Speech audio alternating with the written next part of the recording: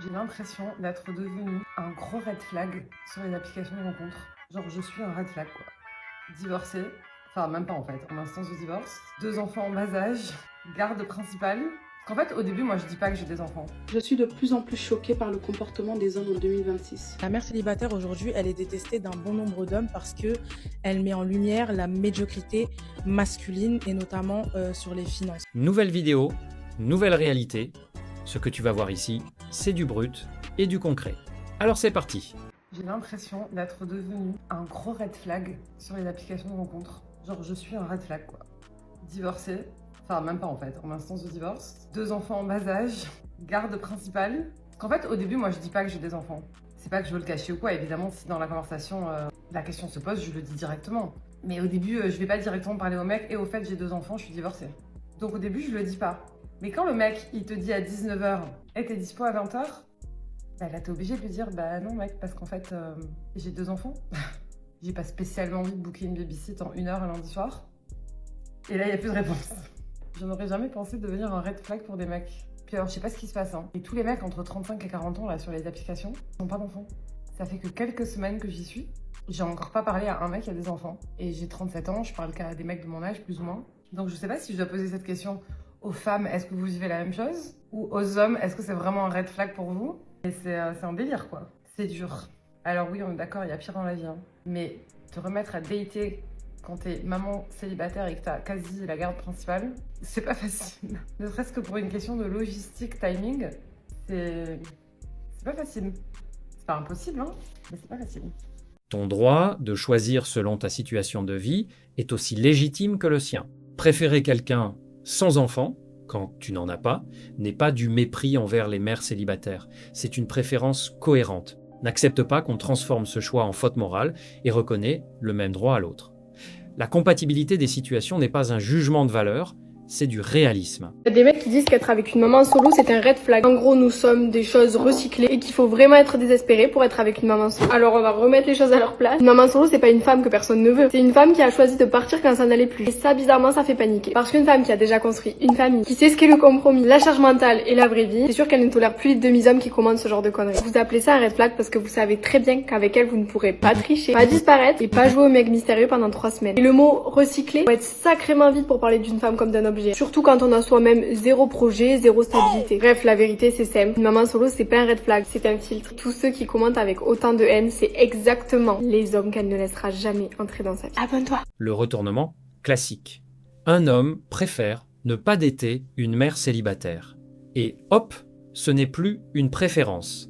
C'est le portrait d'un demi-homme. Quand un homme en pose un, on lui prête aussitôt des intentions cachées et on le disqualifie moralement. Transformer ce choix en défaut de personnalité, c'est refuser à l'autre le droit qu'on s'accorde. Conseil pour les hommes, ne te laisse pas psychanalyser pour avoir posé une préférence légitime. Quand on répond à ton critère par « c'est parce que tu veux tromper », c'est pas un argument, c'est une esquive. Assume ta préférence sans culpabiliser. Et laisse ceux qui te prêtent de mauvaises intentions se débattre avec leurs propres projections. Je suis de plus en plus choquée par le comportement des hommes en 2026. Je vous explique. Sur le live célibataire que je fais, un homme est monté, il avait le choix entre 2 nanas. La première était mère célibataire de 3 enfants, 2 pères différents. 30 ans, à peu près son âge. La deuxième, 22 ans, célibataire sans enfant. Elle travaille, elle vient à peine de commencer à bosser. Le mec, lui, âgé de 39 ans, un enfant, a préféré choisir la fille de 22 ans.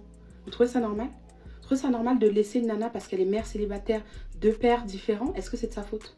C'est de sa faute ou pas? Donc toi, en choisissant une nana de 22 ans alors que tu as 39 ans, tu t'attends à quoi au juste? J'espère que tu as de l'argent. En tout cas, ceux qui choisissent ces filles de 22 ans, j'espère que vous avez de l'argent. Parce que vous savez très clairement que si c'est pas à cause de l'argent, elles iraient prendre le tablette de chocolat, les mecs de leur âge. Qu'est-ce qu'elles cherchent à prendre un mec de 39 ans? Enfin, si elle peut prendre un jeune de son âge et qui a des tablettes de chocolat. Enfin bref, moi je dis ça pour vous, hein. C'est votre choix. Hein. Mais en tout cas, les filles, ne baissez pas les bras, hein. Ne perdez pas espoir. On trouvera ce qui nous correspond. Franchement, c'est n'importe quoi. C'est quoi ces mecs-là?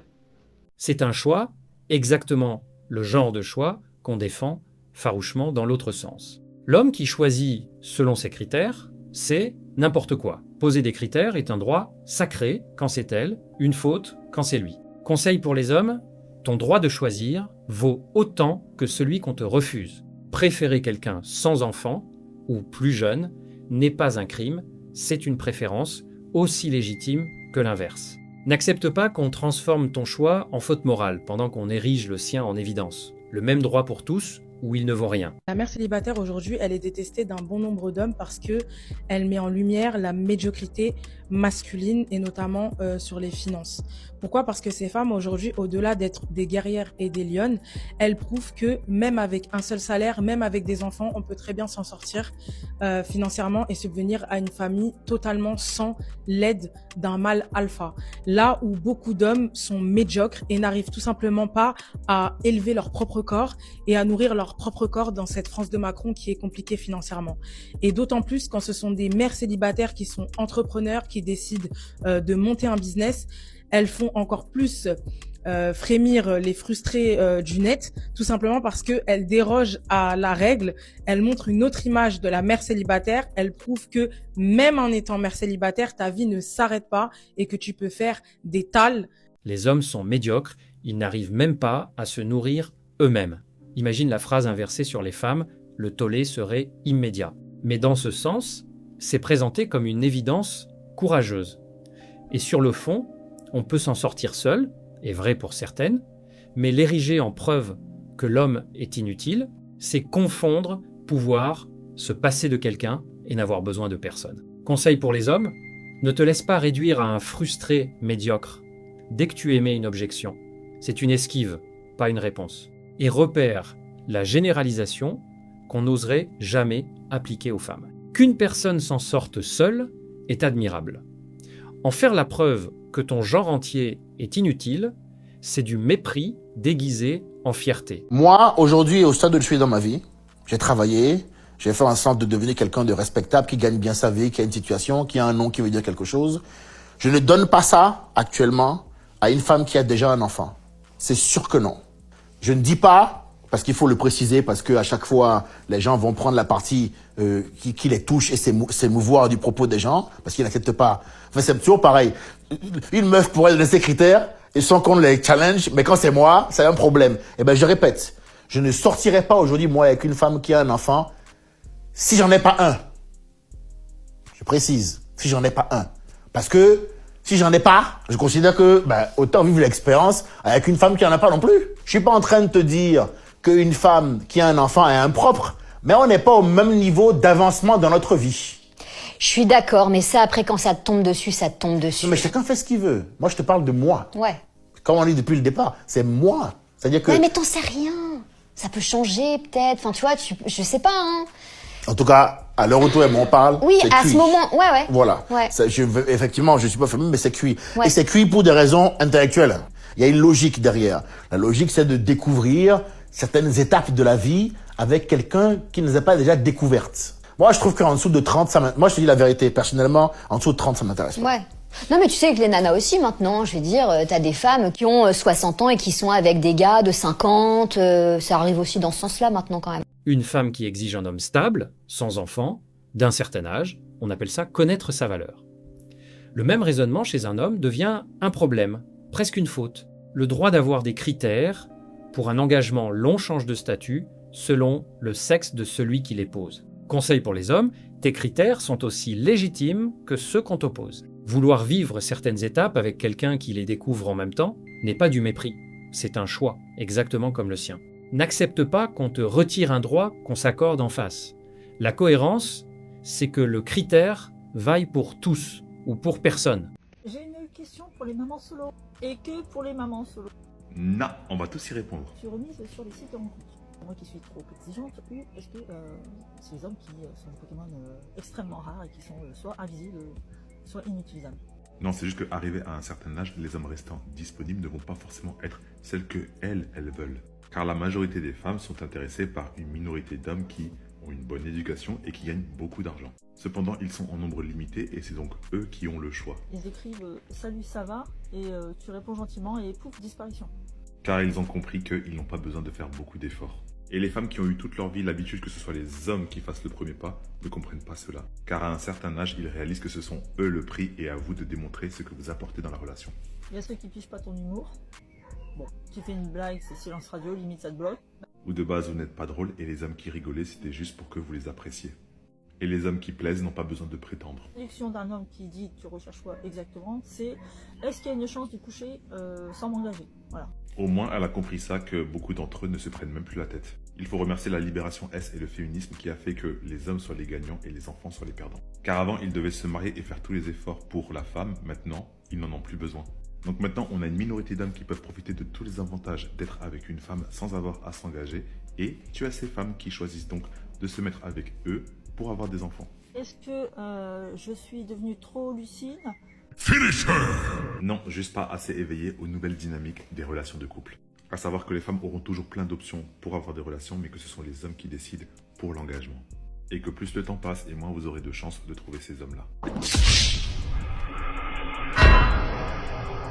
C'est pas que les hommes bien manquent, c'est que tout le monde se rue sur les mêmes et que ceux-là, du coup, ne s'investissent plus. L'abondance apparente crée la pénurie réelle. Conseil pour les hommes, comprends la mécanique, elle t'éclaire des deux côtés. Le système concentre la demande sur une poignée de profils et pousse même ceux-là à ne plus s'engager. Si tu n'es pas dans cette minorité, tu rames. Si tu y es, tu es tenté de papillonner. Dans les deux cas, c'est le terrain qui est truqué, pas ta valeur. Sors de la logique du marché et deviens l'homme qui construit plutôt que celui qui trie ou contrie. Alors il y a une croyance populaire chez certaines femmes, bien souvent ce sont les féministes nouvelle génération, la team des girl power, etc. Et cette croyance c'est que elles sont persuadées qu'elles n'ont pas besoin d'un père pour élever leur enfant. Non, elles, ce dont elles ont besoin, c'est juste d'un homme, d'un géniteur pour le faire. Alors techniquement, oui, la base est bonne. Mais alors, mesdemoiselles, mesdames, vous allez très vite vous rendre compte que dans la vraie vie, c'est pas exactement comme dans vos rêves. Alors ça, pour plein de raisons. L'une des premières, et vous allez très vite vous en rendre compte, c'est que le fait de ne pas avoir qu'un géniteur, mais un père à la maison, c'est hyper pratique pour organiser l'écart la nuit. Les biberons, les couches, les cauchemars, etc. Et puis la journée aussi. Parce que bon, admettons, vous êtes en congé maternité. D'accord? La base, on va dire. La journée, vous croyez vraiment que vous allez avoir le temps de vous occuper de vous, de la maison, du bébé, etc. Non. Et croyez-moi, vous allez prier et vous allez être tellement heureuse de voir monsieur rentrer le soir. Pourquoi? Parce que vous allez enfin pouvoir prendre une douche. Donc ça, c'est les raisons un petit peu pratiques, hein. Mais il y a une autre raison beaucoup plus profonde et beaucoup plus importante, c'est que si vous n'avez pas besoin d'un homme pour élever votre enfant, parce qu'il y a des femmes qui l'ont fait, comme aussi il y a des hommes qui ont élevé leurs enfants sans les mères parce que les mères se sont barrées. Mais ça, ce sera un autre sujet. L'enfant, lui, par contre, et ça surtout ne pas l'oublier, lui, il a besoin d'un père pour évoluer, pour grandir, pour se construire, pour s'identifier. Et je peux vous assurer que malgré tout l'amour que vous allez lui apporter, vous ne pourrez en aucun cas remplacer la présence d'un père, et inversement. Dans ce cas de figure, évidemment, il faut retirer ces femmes qui, malheureusement pour elles, veulent absolument être mères de famille, mais qui n'ont pas trouvé la personne avec qui avoir un enfant et qui doivent faire appel à des inséminations artificielles. Où là, effectivement, père inconnu. Non, moi je parle vraiment de toutes ces femmes qui sont persuadées qu'un homme c'est inutile, un père, pourquoi faire? Et je peux vous assurer vraiment, mesdames, croyez-moi, peu importe tout l'amour que vous allez pouvoir donner à ce petit être, peu importe l'éducation que vous allez lui apporter, peu importe la complicité que vous allez créer, cette fusion que vous allez créer entre vous, jamais vous ne serez capable de remplacer un père. Votre enfant aura toujours besoin de s'identifier à ses deux parents. Priver un enfant d'un père parce qu'on est persuadé d'être capable de l'élever seul et de ne pas avoir besoin d'un homme à la maison, c'est priver un enfant de son identité. C'est lui imposer toute sa vie de se poser la question d'où il vient, qui il est, qui est son père. Pourquoi son père n'est pas là ? Oui, aussi, avant de vous acharner, de vous exciter sur les commentaires, écoutez le début de la vidéo pour identifier le genre de personnes dont je parle, d'accord? Donc, on ne parle pas de ces personnes qui, à un moment donné, l'horloge biologique tourne, et qui n'ont pas trouvé la personne avec qui être parents, et donc, elles font avec les moyens qu'elles ont, ou de ces femmes, évidemment, qui, quand elles ont annoncé la grossesse à monsieur, ont vu monsieur prendre la poudre d'escampette et les laisser se démerder seuls avec la grossesse et le futur bambin. Voilà, et ce dernier petit conseil, il est valable pour ma vidéo, il est valable pour les autres vidéos et les autres créateurs, bien évidemment. C'est-à-dire que écoutez le message, prenez le temps de ne pas vous contenter d'entendre, mais d'écouter, d'analyser et d'identifier de qui on parle réellement. Et après, si vraiment, ça s'imprime pas dans votre tête et que vous avez réellement un besoin de déverser votre haine, votre colère et votre frustration, j'en perds mes mots, allez-y. De toute façon, c'est pas grave. Avec le temps, on a appris à faire le tri, donc bisous. Retiens la distinction, elle vaut aussi pour toi. Ton rôle de père n'est pas une commodité qu'on active ou qu'on jette, c'est un besoin de ton enfant. Ne laisse jamais réduire ta présence à une fonction biologique, et ne la fuis jamais non plus. Un enfant a besoin de ses deux parents. Et ça, ce n'est ni une opinion de genre, ni un caprice, c'est son intérêt à lui.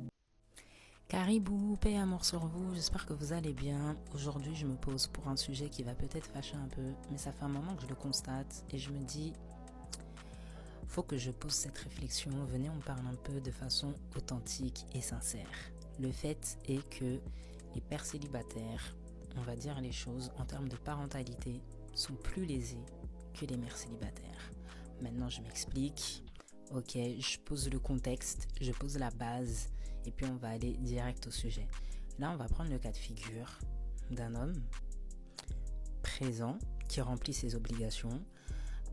La base, il a son enfant un week-end sur 2, une semaine pendant les vacances, il contribue financièrement, voilà la base. Ok, on prend cette base-là.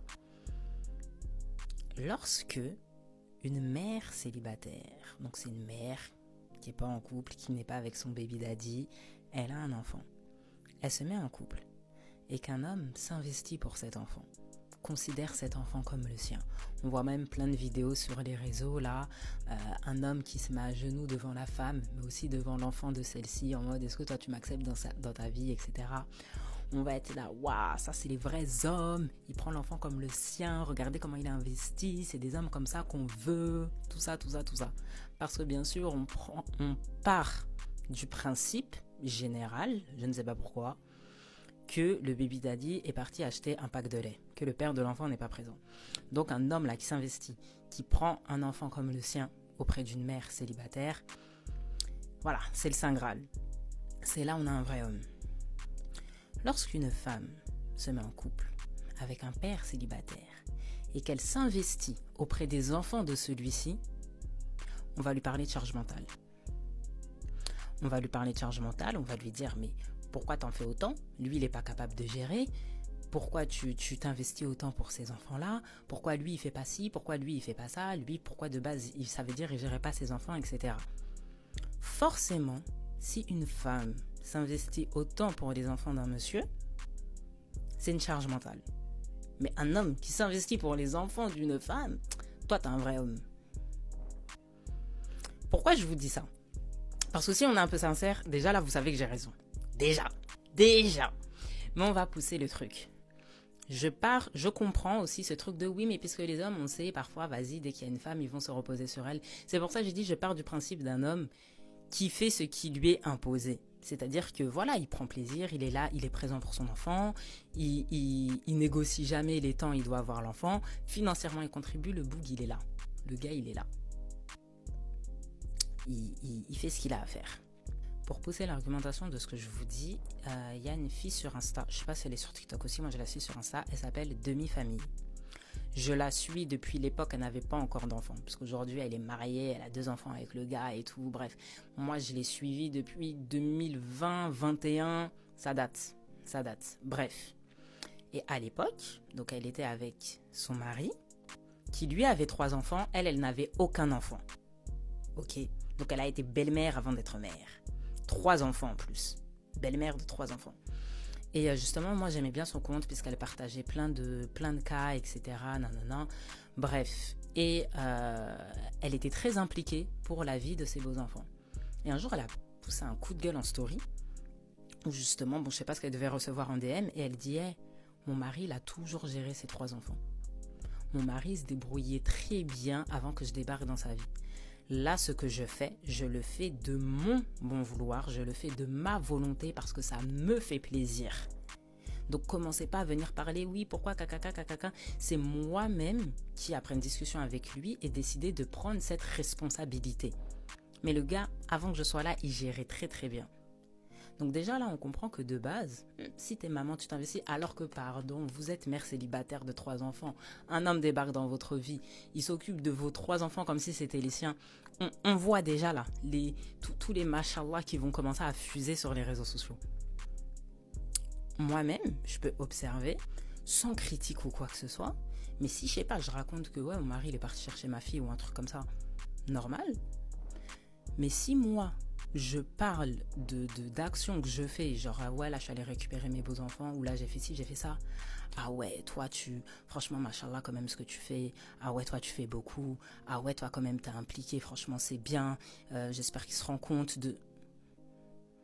Pourquoi quand c'est l'inverse on se dit pas des ah machallah ton mari, je sais pas si vous voyez ce que je veux dire. Même une ancienne fréquentation un jour m'a dit ouais mais vous êtes pas une vraie famille.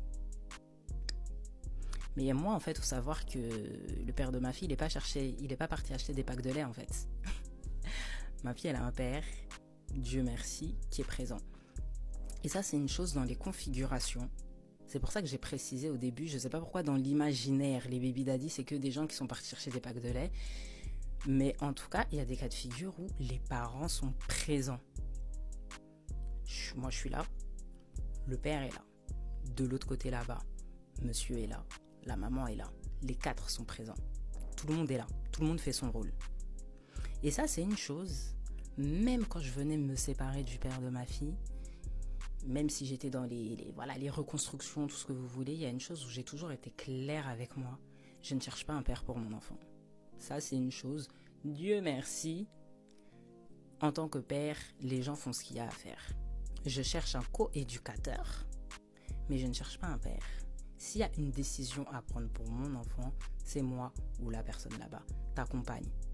Tu mets pas ta bouche dedans. Et pareil de l'autre côté. Et ça, en fait, parfois, il y a des gens où ils se disent, mais quel est le rôle de la personne ? Du coup, enfin, quel est... Le fait que la personne, voilà, ne vient pas prendre ce rôle comme moi, c'est comme un père. Non. Tous les enfants de parents célibataires ne cherchent pas un autre père. Ou en l'occurrence, une autre mère. Non. Désolée de vous l'apprendre. Et donc là, c'est des configurations qui vont se construire propres après à chaque couple. Et dans l'évolution et l'avancement des années, après bien sûr que naturellement, la personne peut donner son avis, mettre sa bouche, puisque après les enfants grandissent, on voit les enfants grandir, il y a toute une dynamique qui se crée et ça se fait naturellement. Mais dans les configurations de base, quand les 2 parents sont très présents et très impliqués, l'autre est là pour accompagner. Et ça, j'ai pu observer du coup que ça peut faire poser des questions. Et surtout quand la personne, la demi-famille, comme j'ai dit, elle avait poussé son coup de gueule, donc là, ça doit faire 4 ans, 5 ans. C'était dans mes débuts, enfin bref. Ouais, 4-5 ans, elle avait poussé ce coup de gueule là sur les réseaux. J'ai dit, ah, c'est universel alors. Le truc, il est universel. Et voilà, comme d'habitude, il n'y a pas de conclusion. Je voulais juste partager cette réflexion. Et que franchement, je sais que les réseaux, ça pousse à une idéalisation ou à l'inverse, à une misandrie. Mais là, vas-y, on est un peu équitable, on est un peu juste avec tout le monde. Et franchement, nos confrères, ça c'est un truc où ouais, on en attend énormément d'eux. Mais à l'inverse, il n'y a pas forcément ce rendu sur ce point-là. C'est-à-dire qu'eux, ils doivent vraiment... Franchement... il est naturel, c'est même pas on va applaudir, c'est normal que tu fasses ça et tout, c'est genre ouais toi c'est un vrai homme. Mais si une femme en fait tout autant, c'est en mode ma soeur t'es sûre ça va, pourquoi tu fais tout ci, tout ça, ça se passe bien pour toi, ouais mais le gars il gère pas, mais non, tranquille. Je sais pas, dites-moi vous ce que vous en pensez, ce que vous avez pu observer autour de vous, si vous n'êtes pas du tout d'accord, sachant que le cas de figure de base de tout ce que je viens de vous dire là, on prend un homme qui fait son rôle. Hein. Pas de gens qui chipotent ou qui négocient parfois des je ne sais quoi, non. La personne, elle est là, elle ne négocie pas, elle fait ce qu'elle a à faire. Voilà. Retiens que ton implication de père est trop souvent invisible parce qu'attendue par défaut. Ce n'est pas une raison pour en faire moins, au contraire. Mais garde en tête cette asymétrie la prochaine fois qu'on encense un beau-père pour ce que tu fais tous les jours sans applaudissements. La reconnaissance devrait valoir dans les deux sens. Si cette analyse t'a parlé, alors ne bouge pas. La vidéo qui s'affiche à l'écran en ce moment va sûrement te plaire. Clique dessus maintenant pour ne pas rater la suite. Reste lucide, on se retrouve de l'autre côté.